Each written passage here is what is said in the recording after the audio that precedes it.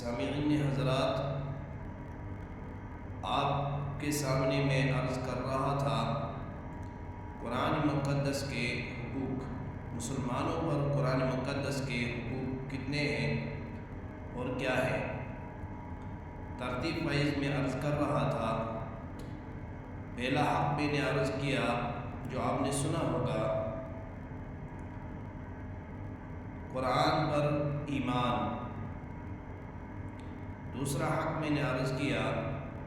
قرآن کی تلاوت کا حق، اور تیسرا حق میں نے جو عرض کیا قرآن پر غور و خوض،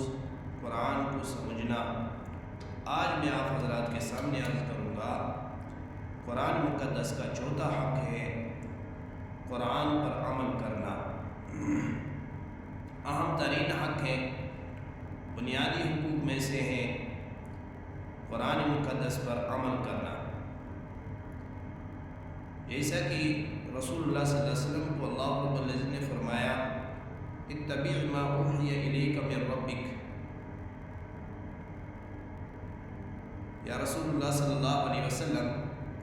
آپ اس کی پیروی کیجئے، اتباع کیجئے جو ہم نے آپ کی طرف وحی کی ہے، نازل کی ہے، یعنی قرآن مقدس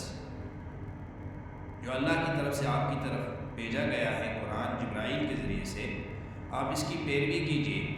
یعنی جو کچھ اس قرآن مقدس میں ہے اس پر عمل کیجئے۔ اور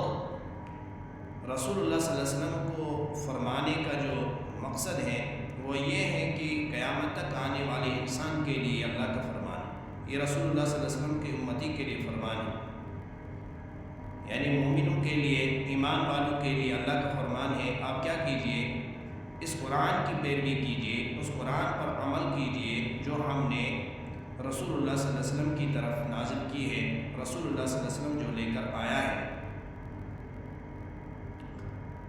بہرحال بزرگوں اور دوستو، قرآن مقدس کا چوتھا حق ہے قرآن مقدس پر عمل کرنا۔ قرآن مقدس میں حلال کو حلال سمجھنا اور حرام کو حرام سمجھنا۔ قرآن مقدس میں نماز کی پابندی کا حکم ہے، نماز کی پابندی کرنا، نماز کو قائم کرنا، جیسے کہ رسول اللہ صلی اللہ علیہ وسلم کو بھی فرمایا گیا، وَأْمُرْ أَهْلَكَ بِالصَّلَاةِ وَاصْطَبِرْ عَلَيْهَا لَا نَسْأَلُكَ رِزْقًا نَحْنُ نَرْزُقُهَا، کہ یا رسول اللہ صلی اللہ علیہ وسلم آپ نماز کو قائم کریں اور اپنے گھر والوں کو کیا کریں، حکم کریں نماز کا، اور خود بھی نماز کے پابندی رہیں۔ تو ہم سمجھیں گے قرآن مقدس میں جتنے بھی امور ہیں ہمارے لیے، جتنے بھی احکام ہیں، ہم اس پر عمل کریں، ایمان کے ساتھ ساتھ تلاوت کے ساتھ ساتھ قرآن کو غور و خوض، فکر، سوچنا، سمجھنا، قرآن کو سمجھ کر پڑھنا۔ یہی وجہ ہے جب قرآن کو ہم سمجھیں گے تو پھر ہم عمل کریں گے۔ اور صحابہ رضوان اللہ تعالی علیہم اجمعین کا معمول تھا کہ جو سورہ وہ یاد کرتے تھے، حفظ کرتے تھے، اس کو برابر جس دن وہ مکمل حفظ ہوتی تھی اور مکمل اس پر عمل بھی ہوتا تھا۔ یعنی سورۃ البقرہ اگر کسی صحابی نے شروع کیا، الف لام میم ذالک الکتاب لا ریب فیہ ھدی للمتقین، یہاں سے اگر سورہ بقرہ شروع کیا، جب تک وہ کیا کرتے تھے، آخر آیت جو آپ سب کو الحمدللہ یاد ہوگی، آخری رکوع آمن الرسول کا جو آخری رکوع ہے، تو ہم آخر میں کیا پڑھتے ہیں، واعف عنا واغفر لنا وارحمنا انت مولانا فانصرنا علی القوم الکافرین۔ آخری آیت تک، لا یکلف اللہ نفسا الا وسعها والی آخری آیت جو ہے، آخری آیت تک جس دن وہ پہنچتے تھے پڑھتے پڑھتے، اس پر ان کا ایمان بھی تھا، تلاوت بھی کرتے تھے، حفظ کرنے کے ساتھ ساتھ وہ کیا کرتے تھے، اس کو غور و فکر کرتے تھے، غور و خوض کرتے تھے، سمجھتے تھے کہ اللہ رب العزت ان آیات میں ہمارے لیے کیا احکام فرما رہے ہیں، ان آیات میں کیا ہے، ان آیات میں اللہ کے کیا وعدے ہیں، اللہ کی کیا وعیدیں ہیں، کیا حلال ہے، کیا حرام ہے، اللہ نے کیا کیا احکام ہمارے لیے نازل کیے ہیں رسول اللہ صلی اللہ علیہ وسلم کے ذریعے سے۔ تو ہم کیا کریں، برابر جس دن آیت سورۃ المبارکہ مکمل ہوتی تھی، یہاں سے عمل بھی مکمل ہوتا تھا، پیروی بھی ہوتی تھی۔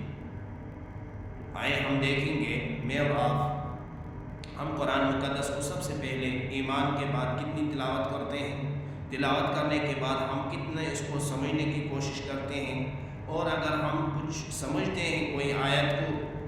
ترجمہ سمجھتے ہیں، اس کی تفسیر دیکھتے ہیں، اس کے معنی دیکھتے ہیں، تو پھر اس پر کتنا عمل کرتے ہیں۔ یہ قرآن مقدس کا بنیادی حکم میں سے ہے کہ قرآن مقدس پر کیا کریں؟ عمل کریں۔ جو قرآن مقدس میں ہم نے غور و خوض کیا، پڑھا، تدبر کیا، تفکر کیا، تو اب ہم کیا کریں گے؟ قرآن پر عمل کریں گے۔ عمل اصل مقصد ہے، عمل سے زندگی بنتی ہے، جنت بھی جہنم بھی۔ یہ خاکی اپنی فطرت سے نہ نوری ہے نہ ناری، اصل تو عمل ہے۔ ایمان آپ دیکھیں، جہاں بھی ایمان کا تذکرہ اللہ نے کیا، وَأَمَّا الَّذِينَ آمَنُوا وَعَمِلُوا الصَّالِحَاتِ، کہ ایمان کے بعد عمل صالح، عمل اصل مقصد ہے، عمل ہی وہاں آخرت میں کام آنے والی چیز ہے، کام آنے والا سرمایہ ہے۔ اس لیے اللہ پاک مجھے بھی قرآن مقدس پہ سمجھنے کے ساتھ ساتھ عمل کرنے کی توفیق نصیب فرمائے، آپ کو بھی اللہ عمل کرنے کی توفیق نصیب فرمائے۔ وآخر دعوانا ان الحمدللہ رب العالمین۔ انشاءاللہ اللہ نے زندگی دی، کل انشاءاللہ 5واں حق جو ہے مختصر عرض کر رہا ہوں، تفسیر میں نہیں جاتا، کہیں کیا کہتے ہیں لمبا چوڑا کرنے کی کوشش نہیں کرتا ہوں، چونکہ مقصد کی بات یہ ہے ایک ہی لفظ سے بھی آپ سمجھ سکتے ہیں۔